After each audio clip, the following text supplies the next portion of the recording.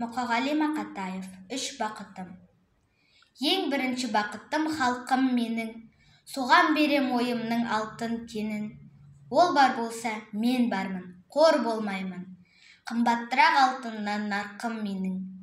Ал екінші бақытым тілім менің. Тас жүректі тіліммен тілімдедім. Кейде дүниеден түңілсем де, қасиетті тілімнен түңілмедім. Бақытым бар үшінші отан деген, Құдай деген кім десе отан дерем. Оты сөнген жалғанда жан барсың ба? Ойланбай-ақ кел дағы отал менен.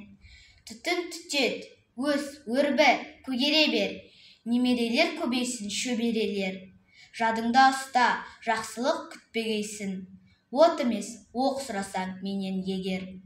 Үш бірдей бақытым бар алақанда, мені мұндай бақытты жаратар ма?